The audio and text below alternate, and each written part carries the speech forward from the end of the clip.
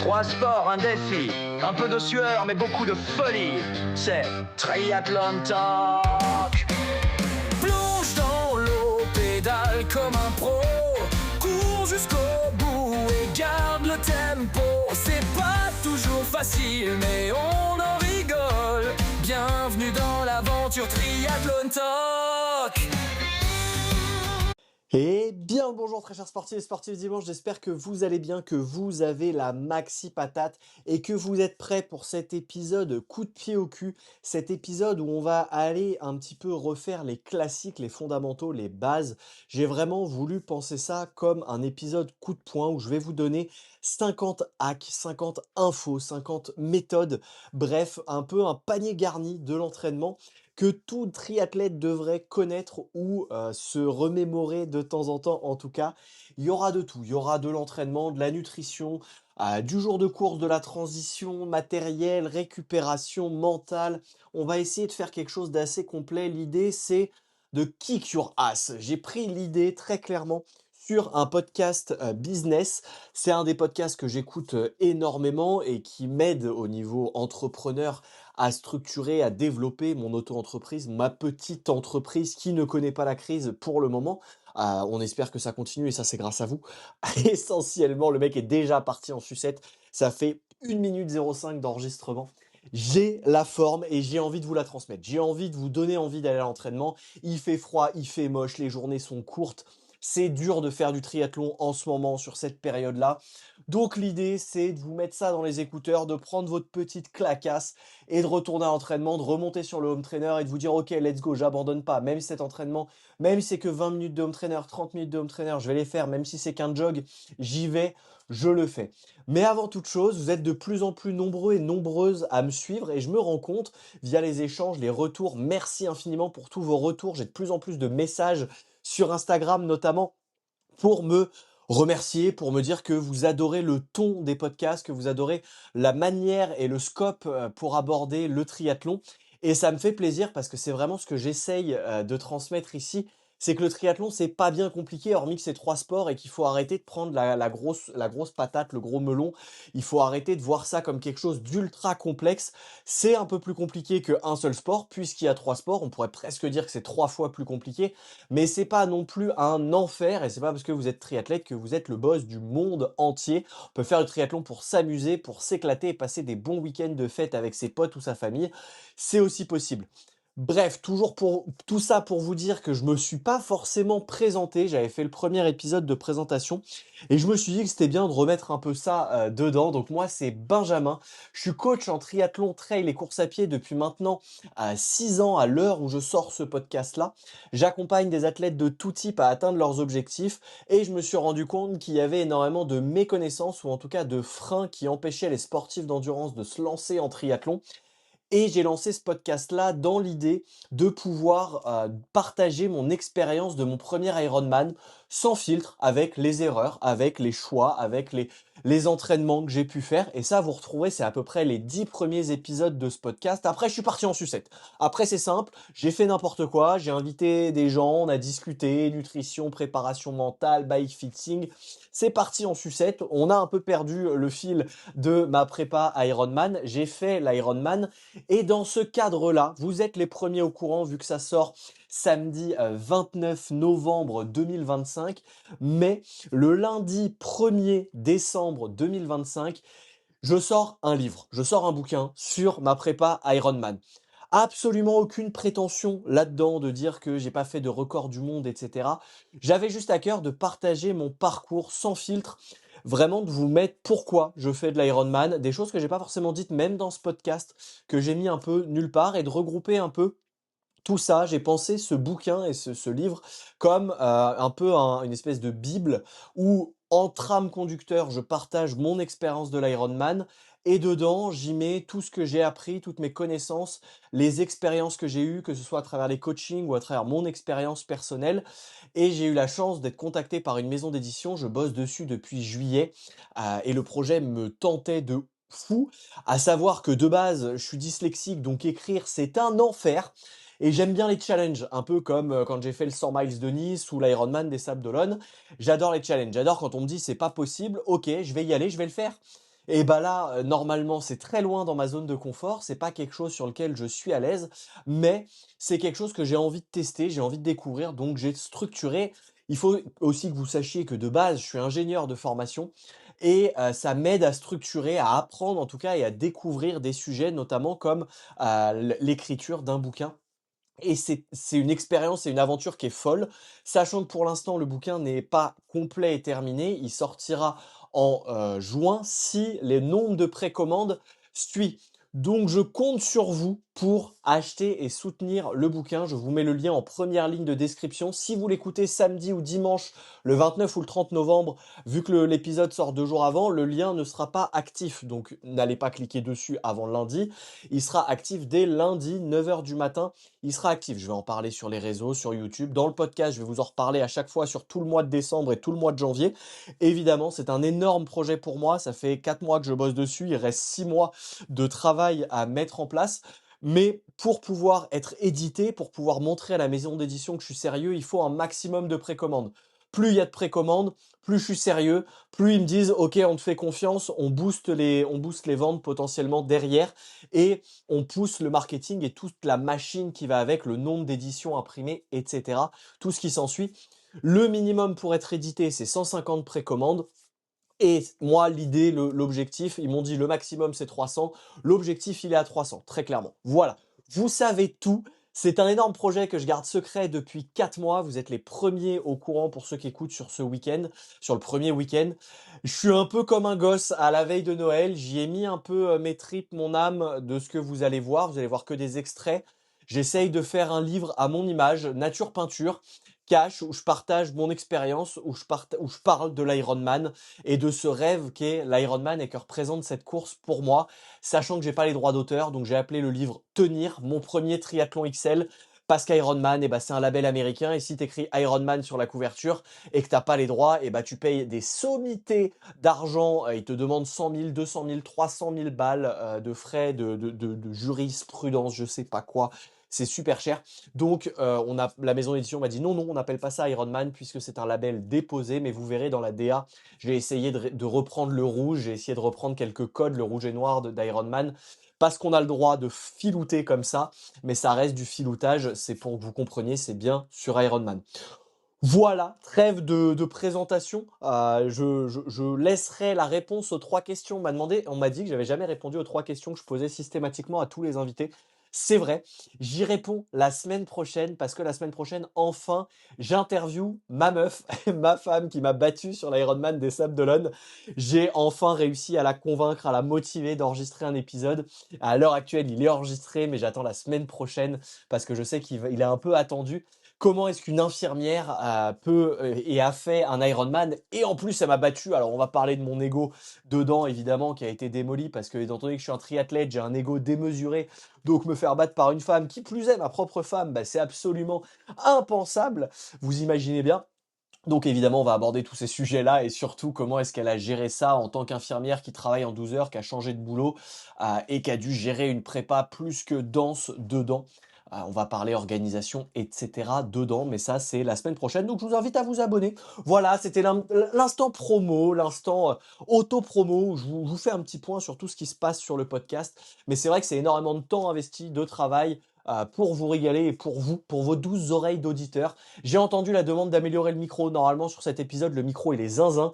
La semaine dernière, le micro était pas ouf, mais je maîtrise pas le micro de mes invités. J'ai pas encore les moyens d'aller dans des studios d'enregistrement pour avoir des énormes micros. Tout ça arrive. Je suis en train de structurer et de développer tout ça. Laissez-moi du temps, step by step. Ça arrive, c'est promis. J'ai pas fini de parler de triathlon et surtout, je m'éclate avec ces épisodes de podcast. J'adore ce format-là, sans filtre.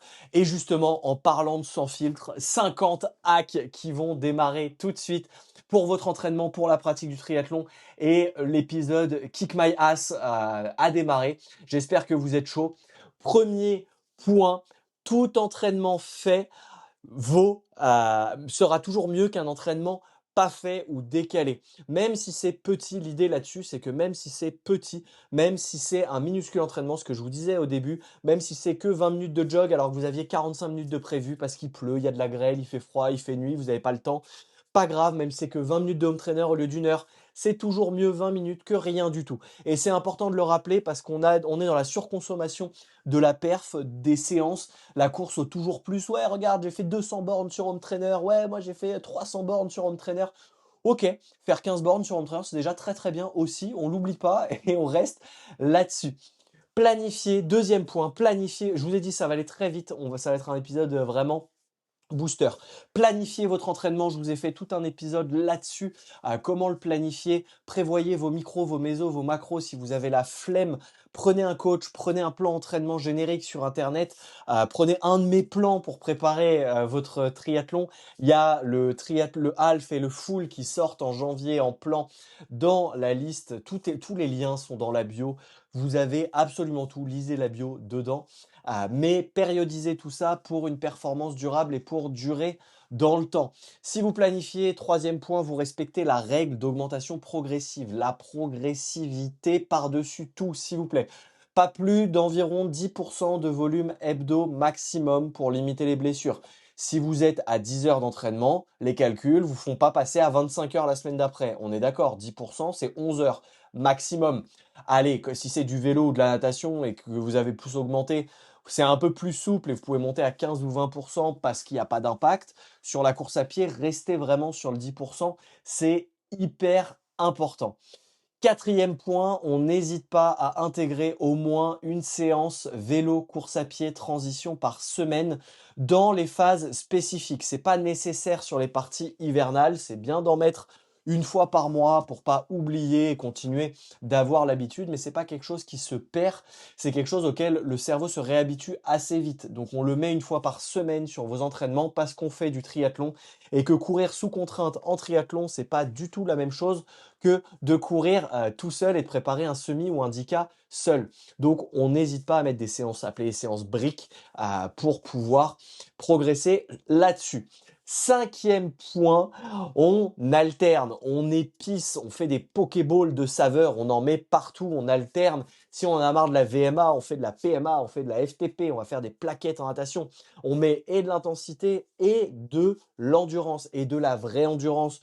Et l'endurance, attention, je vous vois, c'est pas que de l'endurance en course à pied. Ça existe aussi en vélo, on va juste mouliner, on rentre, on est à 24 km/h de moyenne. On s'en fout, vraiment, tout le monde s'en tape le coquillard. Si c'est une séance en EF, rentrez pas à 32-33 pour éparter la galerie, sinon c'est absolument pas une séance en EF. On le sait, on vous voit, tout le monde le sait que rentrer à 33, même si vous êtes costaud, c'est pas de l'EF, ok? Vous êtes sur de l'endurance active tout au plus, à moins que vous soyez Pogacar ou que vous connaissez parfaitement vos zones, why not? Mais sinon, pour la majorité, la très grande majorité d'entre vous qui écoutez le podcast, rouler à 22, 23, 24 sur le gros du volume en vélo, c'est important. Pareil en natation, on se met pas à charrette à chaque fois. L'endurance, c'est valable dans les trois sports. Donc on fait bien 80% à peu près, si vous répartissez comme ça, 80% de votre volume en endurance et 20% avec de l'intensité. Et on alterne les séances d'intensité. C'est la variation du stress qui vous fera progresser. Sixième point, on va nager. Juste, j'ai écrit juste le point on nage, je me suis égaré moi-même. On nage, point. C'est vrai qu'en fait, vous êtes des triathlètes et je me mets dedans, hein. J'aime pas nager, mais on nage, il faut aller nager. Si vous voulez progresser, il faut 2 à 3 séances par semaine. Une seule, ça suffit à vous donner le strict minimum. Moi, c'est ma strat. Je veux pas plus du strict minimum parce que je compte pas devenir pro en triathlon. C'est pas un objectif. Je sais que si je me fume à 2-3 séances, je vais gagner. Je nage déjà pas trop mal, je vais gagner 5 minutes en me fumant 2-3 séances par semaine. Par contre, l'énergie mentale que je vais y laisser toutes les semaines, c'est autre chose. Et j'ai pas envie, dans mon planning, de caler. J'habite loin de la natation en plus. La piscine la plus proche, elle est à 20 minutes en voiture, plus le temps de te changer, etc., etc. C'est pas pratique. Du coup, Ouais, j'avoue, le reste à une séance, mais je vais nager. Je suis quand même à une séance. Me dites pas: «Non, mais moi je suis nul en triathlon, je sais pas nager». Est-ce que tu vas nager? La première question, c'est ça, est-ce que tu vas nager régulièrement? Une fois par semaine, c'est le minimum. Si vous voulez progresser, 2 à 3 séances. Moi, au début, quand j'ai commencé, je faisais 2 à 3 séances par semaine parce que j'habitais à côté d'une piscine, que j'étais étudiant et que j'avais que ça à faire et pendant quasiment 2 ans et demi, je suis allé nager 2 à 3 fois par semaine, ce qui me permet aujourd'hui de pouvoir me reposer sur ces acquis-là. Mais on va nager. Et on n'oublie pas de prioriser la technique, le huitième point, on priorise la technique de nage par rapport à la vitesse. En natation, la technique fait tout.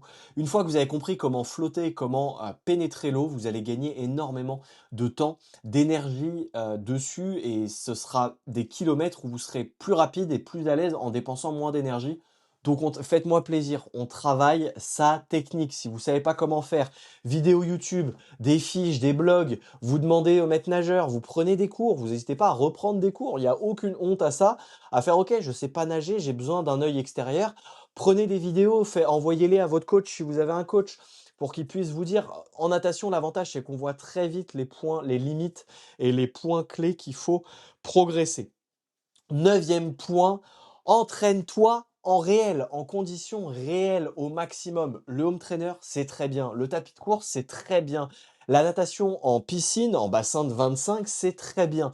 Je préfère que vous fassiez ça, rapport au point 1. Il vaut mieux un entraînement fait que pas d'entraînement du tout. On ne peut pas toujours s'entraîner en lac, en mer, en rivière, en vélo en extérieur, ou quand il neige, ou quand il y a des conditions, effectivement, on est sur de l'outdoor, donc forcément, on est soumis aux conditions météo et c'est pas toujours possible. Donc le tapis, le vélo ou le bassin, ça fait très bien le dépannage. Mais le jour de ta course, tu seras pas sur un tapis, sauf si c'est spécifique que vous me faites des XS et vous allez me dire mais si moi je fais des XS, oui peut-être, il y en a qui existent. Normalement, un Ironman ou un triathlon dehors normal entre guillemets, il y a évidemment du vélo dehors, de la course à pied dehors et de la natation dans un milieu naturel. Donc, on s'entraîne à aller nager dans un milieu naturel. Nager en eau libre et idéalement, c'est en pleine mer, c'est pas pareil qu'en lac, c'est pas pareil qu'en rivière. Donc soit on alterne, soit vous connaissez votre planning de l'année prochaine. Par exemple, si vous prévoyez les Sables d'Olonne, vous allez 1 ou 2 fois dans l'année essayer de nager aux Sables d'Olonne dans les vagues avec la houle. Parce que même si vous avez le courant qui peut potentiellement vous aider un petit peu, ce qu'on n'a pas eu sur le full mais qu'on a eu sur le half, bah vous avez des vagues, vous avez de la houle. Et par exemple, j'ai un athlète avec qui j'avais fait 4 km aux Sables d'Olonne. Il a été pris de nausées et de vomissements parce qu'il a chopé le mal de mer à cause de la houle. Ça n'a rien à voir avec nager en piscine. Si tu prépares quelque chose en rivière ou en lac, bah c'est pas pareil, c'est pas les mêmes repères visuels, c'est pas la même façon de tourner et de se repérer visuellement. En piscine, tu peux pas te tromper sur 25 mètres et des fois encore, il y en a qui arrivent à dériver et à prendre le mauvais couloir. Mais normalement, tu peux moins. Donc, on va s'entraîner en conditions réelles. 10e point, je vais commencer à me perdre dans les points. Parce que j'ai pas noté 1, 2, 3, 4, 5, j'ai juste fait des points. Ouais, je sais, je suis pas forcément, je suis gogol. Voilà, j'aurais dû noter 1, 2, 3. 10e point, si c'est le 11e ou le 9e, c'est pareil, c'est pas ça qui compte. 11e point, 10e point, je vous ai dit, on inclut au moins une sortie vélo longue par semaine. Elle est importante celle-là, il faut essayer de pas trop la lâcher. Alors ça dépend dans différentes mesures. Mais le vélo, l'endurance à vélo, la caisse à vélo, c'est ce qui se perd le plus, mais c'est ce qui est le plus dur à mettre dans la semaine. Alors là-dessus, un entre-deux où, en gros, si jamais pour toi c'est dur dans la semaine et mentalement d'aller faire 100 bornes à vélo ou 80 bornes à vélo, que t'as pas forcément le temps et que c'est une vraie charge mentale de mettre cette sortie-là, il vaut mieux te concentrer sur ta PMA et ta FTP en hiver et faire que du 50-60 bornes en sortie longue maximum et laisser un petit peu tomber la sortie longue vélo. Mais dès que tu peux, dès qu'il fait des beaux jours et dès que tu y arrives, c'est quasiment le premier truc à remettre parce que vous devez le sentir à chaque fois que vous retabassez dans une sortie longue à vélo, ça pompe. Les premières sorties vélo longues, elles pompent, elles t'épuisent et il faut que ton métabolisme s'adapte à ces efforts prolongés là. Ça prend un peu de temps, donc anticipez-le au maximum et dès les beaux jours, dès que vous pouvez, même en hiver, si vous avez une fenêtre, un créneau, allez vous faire un 80, un 100 bornes. Essayez de mettre du long, et par du long, j'entends plus de 2 heures, 3 heures, 4 heures, c'est bien, histoire de travailler le long. Maintenant, si vous préparez du M, le long, ça peut être 2 heures. C'est déjà très bien et très long de faire 2 heures de vélo là-dessus. Pareil, le 11e point, les sorties longues en run, il en faut une par semaine. Et ça, il n'y a pas d'excuse. Le long variant de ce que vous préparez, si vous êtes sur un M, votre long, ça peut être jusqu'à 1h15, 1h20. Si vous êtes sur du XL, votre long, il faut rester sous 1h30, 1h40 facile à l'année. Vous passez entre 1h20 et 1h40 globalement, mais il faut rester dans ces volumes-là pour continuer d'habituer le corps à ces impacts-là et en faisant des variations d'allure dedans. 12e point, on respecte les blocs de charge, décharge sur les... Moi, je fonctionne en 3 semaines, une semaine. Il y a différentes façons. On discutait la semaine dernière avec le professeur Fabrice de la manière de charger. Lui, il fait une semaine à 5 séances d'intensité et ensuite 4 semaines avec 2 séances d'intensité. C'est possible. Ça dépend de vos cycles et votre méthode de travail. Encore une fois, toutes les méthodes se valent sensiblement. L'important, c'est de vous entraîner et d'en mettre. Moi, je fais 3 semaines de montée en charge progressive, une semaine de récupération à 50% de la plus grosse charge, globalement. 13e point, on utilise les capteurs de puissance si on sait s'en servir. Capteur de puissance, capteur, entendez, capteur cardio, etc. La montre vient soutenir votre pratique. C'est pas elle qui dirige votre pratique. Elle est derrière vous. Elle n'est pas devant vous. Les datas sont derrière vous. Elles viennent soutenir votre pratique. C'est important de le rappeler. On l'utilise pour, quand on rentre, se dire « Ah, j'ai l'impression d'avoir bien bossé. Pour moi, j'ai fait une bonne séance. Je devais être à 8 sur 10. Je suis à 8 sur 10 en ressenti physique à l'effort. » Que me dit ma montre? Ah bah la 3e rep, ok, j'étais un peu en dessous, ok, bah la prochaine fois j'essaierai d'en mettre un peu plus. Mais c'est pas parce que votre montre vous dit que t'étais en dessous que du coup bah c'est raté et puis t'es plus dedans quoi. Donc on se laisse pas diriger et malmener par ces outils, mais on travaille avec eux et ils viennent nous soutenir pour cadrer votre entraînement, que ce soit en fonction de ce que vous travaillez, vos zones de FC, vos zones de puissance, vos zones de VO2 max, peu importe. Ça, c'est vous qui savez comment vous structurer, mais il faut fixer un cadre pour savoir à peu près dans quelle partie vous évoluez et ça permettra de rejoindre le point 3 ou 4 qui était de travailler avec de la VMA et de la FTP. 14e point, essayez de vous auto-évaluer régulièrement.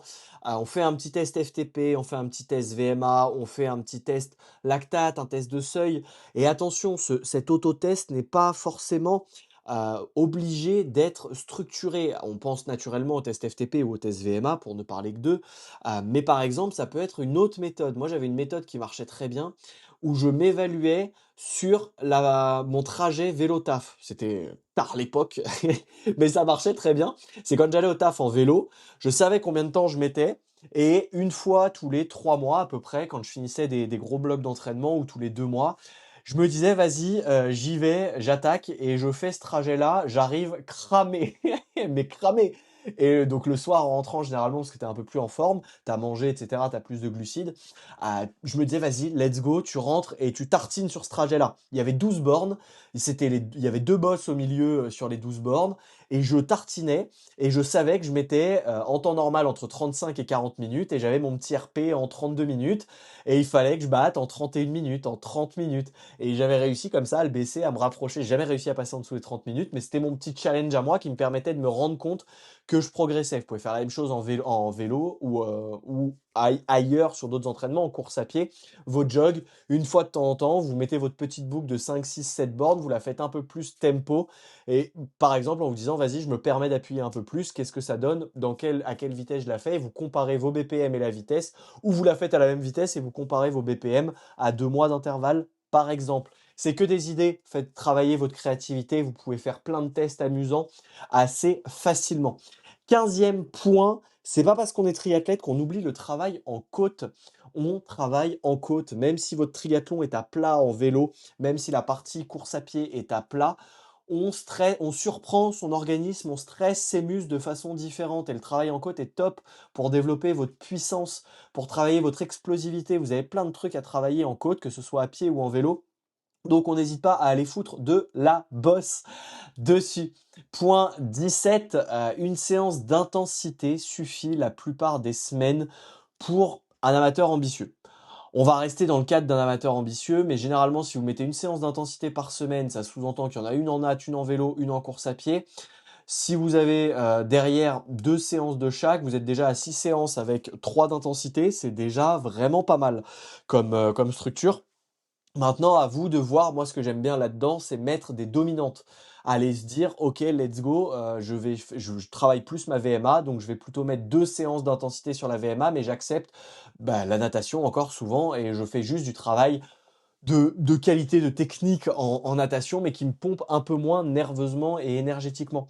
Et donc on fait vraiment des choix là-dessus, sur ce qu'on veut développer ou non, globalement.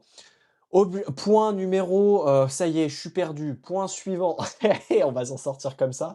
Ajout, de travail de course en à peu près 6-7 semaines. On n'oublie pas le spécifique, passer du temps en zone de course de l'objectif. Définissez votre chrono un peu de rêve, la zone dans laquelle vous voulez taper votre 10 bornes du M ou, votre marathon ou votre semi ou votre zone vélo et faites-vous des blocs. Ayez pas peur de faire du 4 fois 16 minutes à allure sur half par exemple, en vélo, me le faites pas en course à pied, mais en vélo, vous pouvez faire du 4 fois 16 minutes. En course à pied, 2 fois 15 minutes de bloc à allure semi, ça me choque pas du tout, récup 2 minutes. Normalement, vous êtes censé être facile. Alors, si vous faites 2 fois 15 minutes, la semaine d'avant, vous avez fait 3 fois 10 minutes ou 2 fois 10 minutes et vous progressez, vous avez une logique de progression. Vous commencez pas parce que si vous commencez par 2 fois 15 minutes, la semaine d'après, vous allez devoir faire 2 fois 20 minutes, ça va tout très vite devenir très, très costaud.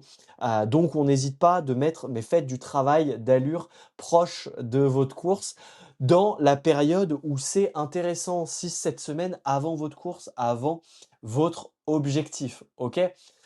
Ça, c'était le point à peu près 18. On est à peu près.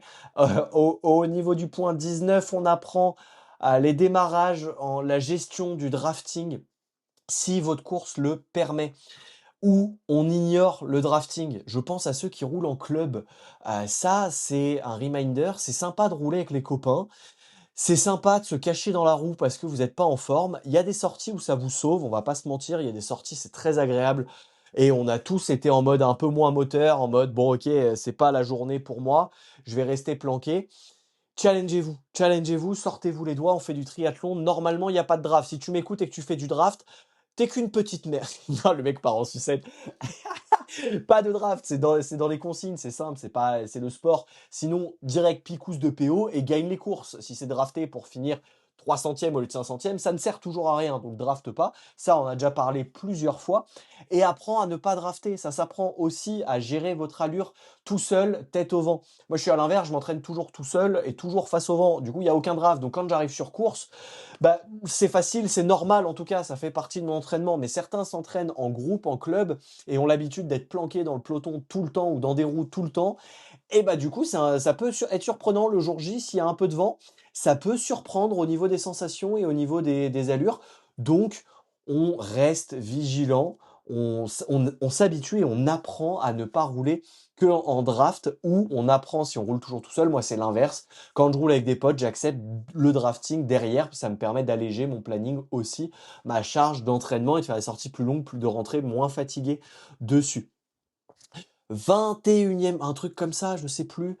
Pour les triathlons courte distance, il faut favoriser la puissance et la vitesse. Et pour les triathlons longue distance, on favorise la gestion et l'endurance, la gestion énergétique. Ça peut paraître tout con à rappeler. Oui, il faut un peu d'endurance pour les triathlons courte distance, mais si vous êtes sur du XS, c'est 5 bornes. 5 bornes, si vous vous habituez à courir 20 bornes, ça ne sert pas à grand chose. Si vous faites toute une saison en XS, maximum, vous allez sur du 10 bornes parce que ça vous servira pas à grand chose d'aller au-delà.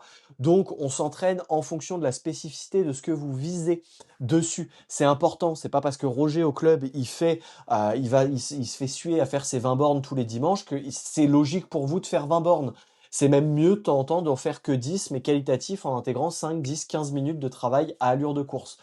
Par exemple, point suivant, on intègre, le checkpoint test. C'est quoi le checkpoint test? En triathlon, on essaye de simuler les courses pour valider sa stratégie. Ça s'incorpore dans ce que je vous disais de travailler votre allure, mais là, c'est pas travailler votre allure. Ça arrive juste avant. Pendant 2-3 semaines, vous validez que cette allure soit bonne en vous faisant des 20 minutes one shot, avec de l'allure cible en vous disant: «OK, est-ce que je peux tenir ça?»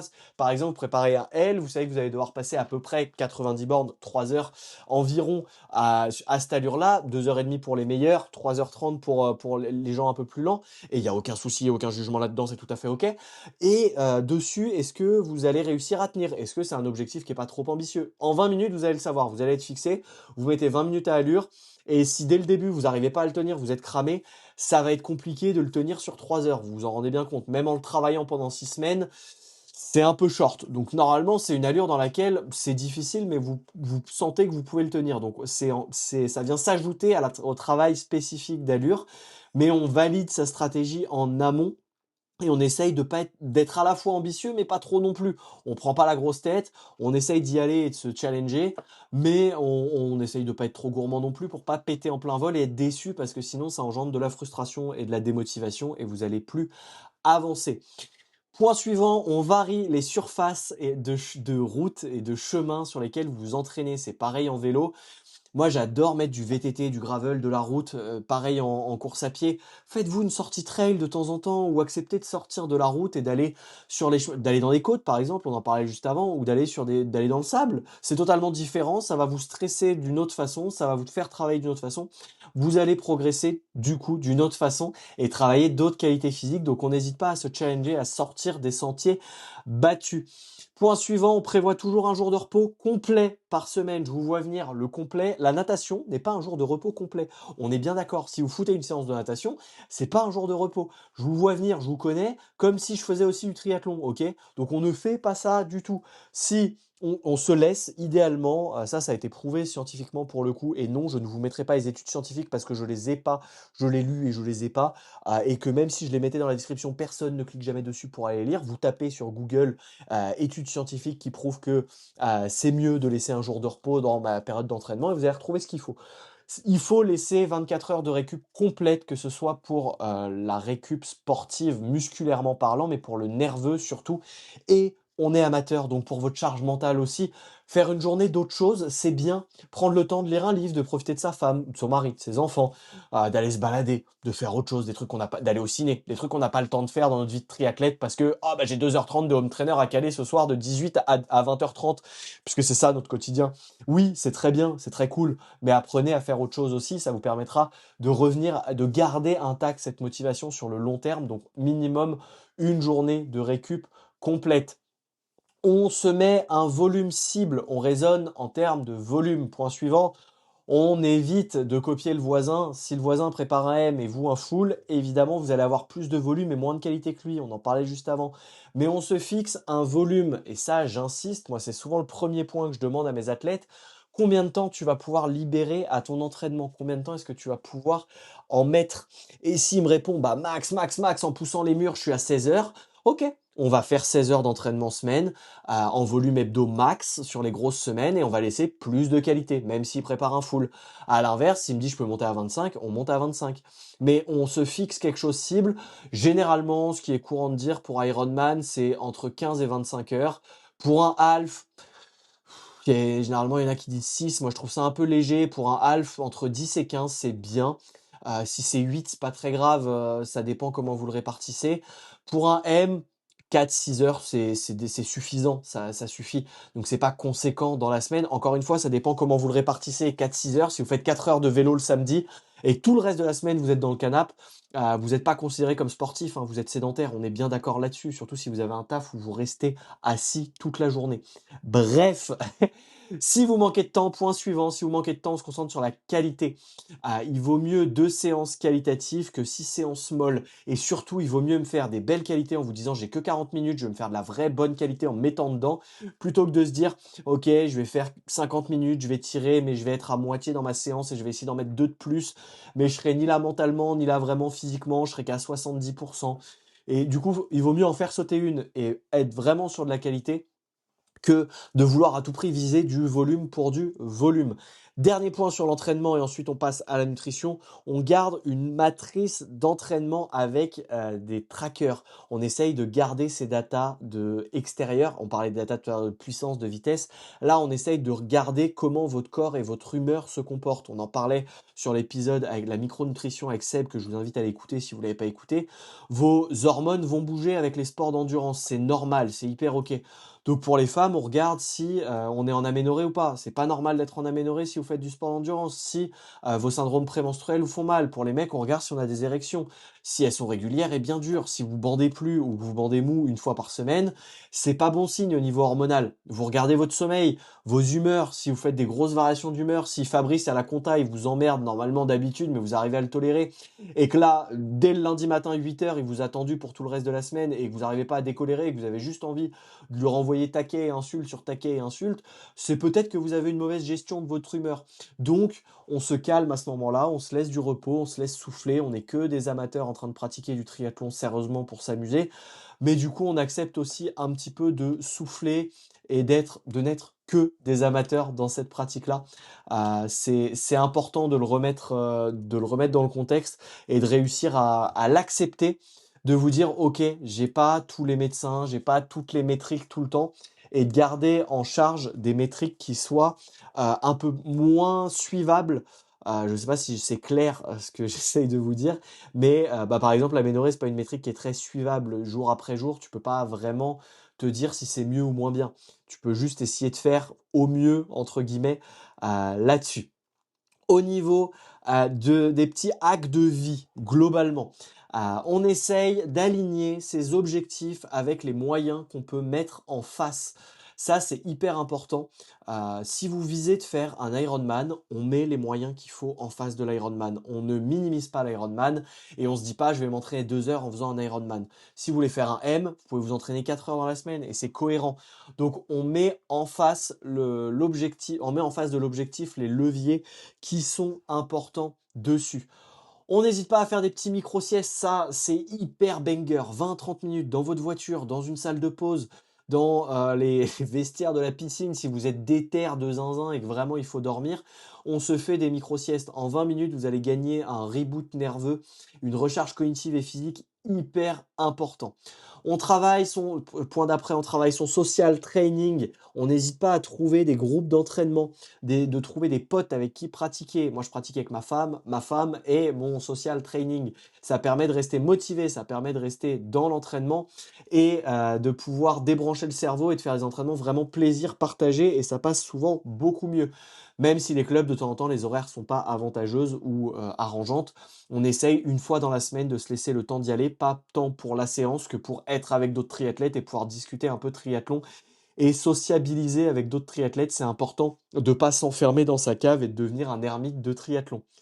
On essaye d'automatiser au maximum.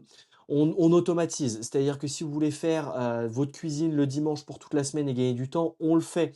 Préparation de smoothies tous les jours, tous les matins, c'est le même petit-déj, la même chose pour gagner du temps mentalement. Et dans l'assiette, je sais que ce que je mange, c'est bon, c'est sain, ça m'apporte l'énergie pour la journée. J'ai pas à réfléchir, je sais exactement ce que je prends dans le frigo, je suis encore dans les vapes de la nuit et pour autant, let's go, je peux directement commencer ma journée dessus. Faites-vous des petites routines automatisées, des petits trucs qui peuvent être automatisés, les récupérations post-séance. Il y a plein de petits trucs, de petites routines à mettre en place pour gagner du temps. On n'hésite pas à s'équiper correctement sans se suréquiper. Attention à la course au toujours plus, le triathlète est la plus grosse fashion victime que vous pourrez rencontrer dans le monde du sport. Il y a toujours un truc à acheter. C'est simple, tu parles avec un triathlète, il y a systématiquement un truc à acheter. Une paire de chaussures, des surchaussures, une tenue de vélo, c'est souvent du vélo d'ailleurs, en course à pied, une paire carbone, bref, il y a toujours un truc à acheter. C'est pas indispensable. Donc on dissocie bien les achats plaisir des achats réellement importants et de ce qu'il faut dessus pour pouvoir s'entraîner. On se fixe des objectifs qui sont SMART. SMART, je vous rappelle, spécifique, mesurable, atteignable, réaliste et temporel. Temporel, on l'oublie. Vous pouvez vouloir faire un Ironman, c'est possible. Moi, je me suis laissé 15 ans pour faire un Ironman. On est très loin du titre putaclic qu'on voit sur Insta, sur YouTube. J'ai fait mon premier full Ironman en 6 mois, en 2 semaines. Dans 5 ans, j'ai fait un Ironman en 2 heures. Je me suis préparé un full Ironman en 2 heures. OK, trop bien, faites-le, c'est cool. C'est pas pour tout le monde. Voilà, c'est le petit rappel, c'est vraiment que c'est pas pour tout le monde. Se met un temps réaliste pour pouvoir atteindre ses objectifs et pour vos blocs d'entraînement. Il faut pas se lancer bille en tête en vous disant: «L'été prochain, je fais un full», sans n'avoir jamais fait de triathlon. Ça peut passer, c'est ambitieux. On adopte la méthode des petites victoires. Un entraînement, ça se construit jour après jour, ça se construit séance après séance, ça se construit petit pas par petit pas. On peut appeler ça la méthode des petits pas. Moi, je préfère les petites victoires. Tous les jours, c'est les petites victoires. On rejoint le point 1 où je vous disais 20 minutes, c'est mieux que rien. C'est une victoire d'être monté sur l'home trainer et d'avoir fait la séance déjà. Donc on essaye de focus là-dessus.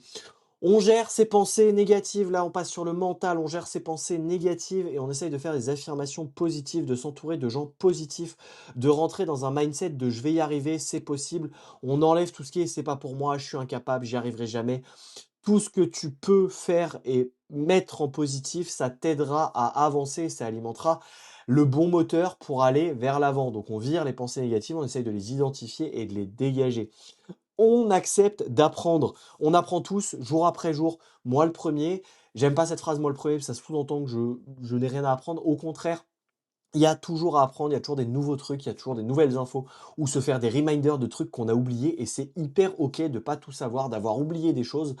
C'est important de se mettre dans la position d'apprenant et de se dire: «OK, je découvre, j'apprends sur mon corps, sur mes limites mentales, physiques et cetera», pour pouvoir vous améliorer et on améliore à chaque fois chaque planification. Ce que je dis à mes athlètes, la planification parfaite n'existe pas. Plus je travaille avec un athlète, plus j'apprends à le connaître et à le découvrir, plus la planification s'améliore et plus elle lui est propre et personnelle et plus elle devient parfaite pour lui. On évite, de viser un podium, mais si jamais vous visez un podium, étudiez le profil des concurrents, la stratégie de pacing et ciblez-le en amont. Ça, c'est un point très spécifique pour ceux qui veulent choper leur qualif à Kona. Il faut, essayer de cibler des courses avec peu de monde dessus pour essayer et encore avec leur nouvelle réglementation, ça va être compliqué. Mais on essaye de prévoir ça se prévoit en amont. Il y a des stratégies pour optimiser un petit peu le truc et si tu vas à Nice, c'est très, très compliqué, de se qualifier dessus parce qu'il y a tout le monde. Donc on essaye d'adapter tout ça. On s'entraîne sous toutes les conditions météo. On évite de refuser, un entraînement parce qu'il y a pas de météo. J'ai envie de vous dire, il pleut, il fait froid, il grêle, et bah, tant mieux, ça vous renforcera et ça on évite d'aller faire 2 heures de vélo sous la grêle parce que c'est dangereux, mais aller faire une demi heure, 1 heure, on essaye de s'y exposer parce que ça va vous sortir de votre zone de confort, parce que ça va vous apprendre à le faire et que si le jour de la course, c'est ça les conditions, bah, vous pourrez dire: «Bah, je l'ai déjà fait, ça me fait un peu moins peur que si, j'en ai eu peur et que tu as dit à ton cerveau: "Oh non, il grêle, je vais pas dehors"». Le jour de la course, il grêle, ah bah, tu iras pas dehors, je te prends la grêle, c'est valable avec absolument tout, la chaleur, la fraîcheur et cetera. On reste flexible sur son planning. Un planning est bien conçu et réfléchi en amont, mais il y a des imprévus. Maladie, météo, travail, il y en a plein des imprévus, il y a que ça. Donc on reste flexible et on réadapte. On n'a pas peur de réadapter son planning tout le temps, tout le temps, tout le temps. Dès que besoin, on réadapte son planning. On n'est pas trop, trop, le mot m'échappe, mais on n'est pas trop dur avec soi-même et on s'oblige pas à faire forcément l'entraînement s'il ne rentre pas. On se met pas la rate au courbouillon. On utilise la musique pour se motiver, mais on essaye de l'enlever. Je vous ai fait tout un épisode sur la musique dessus dans les premiers épisodes. Je vous invite à aller l'écouter. Dessus, c'est interdit sur Ironman, donc c'est bien de s'entraîner à faire des heures de vélo sans, surtout sur full et sur half. Ça peut être très long, 3 heures ou 5-6 heures de vélo sans musique. On apprend de temps en temps à le faire, mais pour rester motivé au quotidien, c'est bien de mettre un petit peu de musique dessus. Voilà pour la partie mentale. Partie récupération. On n'oublie pas le renforcement musculaire, on va s'entraîner à la salle ou au poids de corps. 1 à 2 fois par semaine, c'est bien. Et une séance de renfo, ça peut être 15 à 20 minutes. Vous avez aucune excuse, il faut juste vous motiver.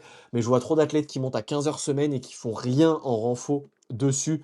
Ça va avec le point d'après qui va sur la récup. On n'hésite pas à faire de la mobilité, à s'étirer. Ça, j'aurais du mal à vous le vendre, je ne le fais jamais, mais il faut le faire, c'est important de fou et c'est ultra intéressant à avoir. Pareil, dans la même gamme, le point d'après, automassage, foam roller, tous ces types-là qui permettent de réduire la tension. C'est pas tant le pistolet de massage qui va vous apporter de la détente que le moment qui va autour où nerveusement vous vous détendez. Et du coup, ça, c'est très très cool. Le sommeil fait partie intégrante, c'est la base. C'est-à-dire que sans sommeil, si vous avez en dessous de 7 heures de sommeil, c'est très compliqué de construire quoi que ce soit et d'envisager une progression pérenne dans le temps. Encore une fois, ça peut passer 3 mois, ça peut passer 6 mois. Il y a un moment ou un autre où vous allez saturer et ça va être trop. On essaye de viser minimum 7 heures, c'est bien. Ça dépend de vous, évidemment. Il y en a qui vont me dire: «Eh moi je fais 6 heures, ça fait 10 ans que ça tient». Oui, très bien, c'est top pour toi. Moi, je fais un podcast qui doit parler à tout le monde, donc je peux pas dire: «Dors 6 heures, c'est très bien». Évidemment, et certains ont besoin de moins dormir. Moi, je suis un gros dormeur. Si j'ai pas mes 8 heures, 8-9 heures en période d'entraînement, c'est vite compliqué. Maintenant, je fais ce qu'il faut pour pouvoir les avoir. Je me couche tôt, je coupe les écrans, j'essaye à 21h30, 22h d'être dans le lit. Comme ça, je me réveille à 6h, 6h30 et j'ai le temps qu'il faut de sommeil. On en parlait avec Seb dans le bilan médical, le test sanguin. On n'hésite pas à se contrôler régulièrement, à faire une petite prise de sang, à faire un petit SVO2 max, un petit ECG, juste pour savoir comment vous allez. On est bien d'accord que le certificat médical, c'est du bullshit. On est un peu proactif sur sa santé et on essaye de prendre les devants et d'aller regarder pour éviter de faire un arrêt cardiaque sur la ligne d'arrivée. S'il vous plaît, c'est votre responsabilité, c'est votre santé, c'est votre corps. Point d'après, et on essaye de s'écouter. Si vous avez, c'est pas normal d'avoir des douleurs qui persistent. Des petites gênes, c'est normal. Dans un monde où vous faites 15-20 heures de sport semaine, c'est compliqué de jamais avoir mal nulle part. On a plutôt tout le temps mal partout. Mais c'est des petites douleurs, des petites gênes. Si ça devient aigu, on n'hésite pas. On n'hésite pas à s'entourer avec des kinés, des ostéos, son médecin. Et on essaye d'écouter les douleurs aiguës, chroniques. Et on essaye de réduire à ce moment-là. On pense à s'hydrater assez, à avoir l'apport protéinique post-séance nécessaire et l'apport glucidique si vous faites de l'endurance. Pensez à manger, à boire, vous dépensez de l'énergie, c'est une mauvaise idée de pas manger et de pas boire. Ça, c'est évident, logique et je l'ai assez développé sur les 2 derniers épisodes. On n'hésite pas à faire un bike fitting en vélo. On n'oublie pas que le vélo, c'est le 3e point d'amélioration du triathlète. Le premier, c'est l'entraînement. Le deuxième, c'est le bike fitting. Et le troisième, c'est le vélo. Vous êtes déjà sur un rendement de moins de 10% pour changer. C'est pas parce qu'il est plus cher que c'est intéressant. Donc on n'oublie pas cette règle-là. On investit dans un bon casque, ça peut paraître très con, et bon veut pas dire full aéro à 900 balles. Je vous dis un bon casque, un qui vous protège vraiment, qui est bien fermé au niveau de la jugulaire. On est en problématique avec les automobilistes, c'est une réalité, on peut se faire renverser. Votre casque peut vous sauver la vie. Donc mettez un casque et prenez-le à votre taille, et bien c'est un investissement pour votre vie là-dessus. Pour les chaussures, on se laisse pas avoir par les plaques carbone, c'est pas tout le temps nécessaire. C'est cool d'en avoir si vous voulez vous faire un achat plaisir, si vous courez vite, en dessous de 4 minutes au kill, why not? Au-dessus, c'est pas forcément indispensable. Vous avez des chaussures dynamiques à plaques nylon ou juste dynamiques qui marchent très bien. Et on pense à changer ses chaussures tous les 800 km en moyenne en fonction de la chaussure. Ça dépend évidemment du temps. C'est pas forcément 800 km. Il y en a qui ont des chaussures depuis 1 an et demi. Soyez sûr qu'au bout d'1 an et demi, vos chaussures sont totalement capoutes. Des chaussures, c'est 6 mois à peu près. Généralement, c'est une grosse prépa dessus. On n'hésite pas à investir dans une combi néoprène et à la tester avant d'aller dans l'eau, évidemment, s'il vous plaît. On mange avant, on mange pendant, on mange après. Manger, manger, manger, manger. Vous êtes des triathlètes, des sportifs d'endurance. Il faut que vous mangiez, que vous compensiez la perte. Pour ce qui est du jour de la course, on teste les produits à l'entraînement, on teste les produits au maximum. Et les gels que vous prenez, les boissons d'effort que vous prenez, il y a le code NutriPure avec 10%, pareil, dans la description, vous n'hésitez pas. Moi, je fonctionne avec NutriPure parce qu'il n'y a pas de goût, c'est des goûts neutres qui fonctionnent très bien, mais c'est pas forcément valable pour tout le monde. Chacun ses préférences, chacun son style, on teste et on trouve quelque chose qui nous convient à nous, c'est surtout ça. Et le dernier point qui est presque le plus important, la perte de poids ne doit pas être un objectif. Je sais que c'est le cas pour certains qui se mettent soit au triathlon, soit à la course à pied. Ne vous mettez pas en objectif la perte de poids. Elle arrivera parce que vous mangez bien et que vous vous entraînez bien naturellement. Si vous faites 15 heures de sport semaine et que vous mangez équilibré et à côté suffisamment de glucides en fonction de votre dépense, votre corps il va s'adapter, il va griller des calories et vous inquiétez pas, vous allez maigrir. Il n'y a aucun souci là-dessus, mais il faut que ce soit un objectif secondaire. On ne se dit pas je vais faire du sport d'endurance, je vais maigrir et je vais pas manger comme ça et je vais maigrir encore plus vite. Ça va marcher un temps, votre organisme il va être tellement stressé qu'après, soit il vous envoie en REDES et vous allez avoir des fractures de fatigue, soit il va se dire ok, elle me donne pas à manger, bah quand elle mange, je vais tout stocker. Parce qu'il est con, le corps. Il va fonctionner à l'inverse de ce que vous voulez. Donc apportez-lui ce qu'il veut, comme ça, s'il n'en a pas besoin, potentiellement il le stocke, mais potentiellement il l'élimine aussi. Et comme ça, c'est très cool. C'était le petit point à la fin. J'espère que cet épisode bottage de fesses, reminder un peu fourre-tout, je vous avais dit, c'était une salade composée un peu riche, vous a plu. Dites-moi si le format vous plaît, parce que je peux en faire vraiment 200 des épisodes comme ça, sur différents types, prendre différents axes. Puis je trouve ça marrant à faire. Donc on n'hésite pas, laissez-moi un commentaire, continuez vos retours sur Insta, franchement c'est de l'or et ça me motive de fou malade. Donc merci pour tout ça, merci d'avoir écouté, très bonne fin d'épisode à tous et à toutes. Pensez à précommander mon livre et à me donner de la force là-dessus, ça serait zinzin de faire péter les précommandes, je compte sur vous. Je vous dis à la semaine prochaine pour l'épisode avec ma petite femme et son Ironman et pour la suite de tous les autres épisodes qui arrivent parce qu'il y a d'autres trucs très cool qui arrivent aussi. Pensez à vous abonner, à liker, à commenter et à noter le podcast sur toutes les plateformes d'écoute. Merci pour votre temps et votre temps d'écoute. Ciao l'équipe, à la semaine prochaine. Bye!